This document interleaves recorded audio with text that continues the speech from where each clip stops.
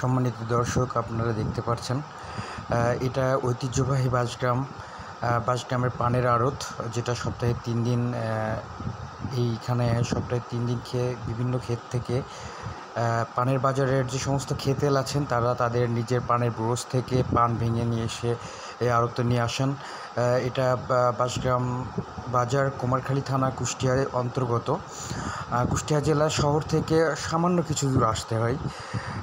এইটাই সেই বাজার, ঐতিহ্যবাহী বাঁশগ্রাম বাজার। কথা বলছি বাঁশগ্রাম বাজারের একজন পানের আড়তদারের সঙ্গে, আমরা তার কাছে জানতে চাচ্ছি, আচ্ছা ভাই, আপনাদের এখানে যে সমস্ত ব্যাপারীরা বহিরাগমন থেকে আসে তাদের জন্য আপনারা কি কি সুবিধা দিয়ে থাকেন?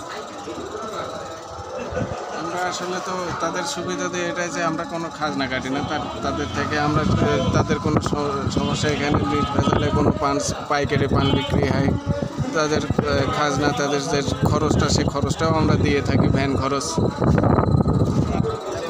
ধন্যবাদ।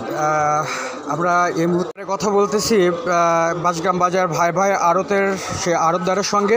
আমরা তার কাছে জানতে চাচ্ছি, আচ্ছা ভাই, আপনাদের এখানে যারা যে সমস্ত খেতেলটা আসে, এটা বাজার কয়দিন লাগে? সপ্তাহে 3 দিন। কি কি বার? শুক্রবার, রবিবার আর বুধবার। শুক্রবার, রবিবার এবং বুধবার বাজার লাগে। আমরা বিষয়টা জানতে পারলাম। এবারটা কুষ্টিয়া শহর থেকে খুবই সন্নিকটে, কুষ্টিয়া রাইনি বটতলা থেকে মাত্র 7 কিলো মধ্যেই এই ঐতিহ্যবাহী পানবাজার। এই মুহূর্তে আমাদের সামনে যিনি দাঁড়িয়ে আছেন, ইনি হচ্ছেন পানবাজারের সম্মানিত ইজারদার।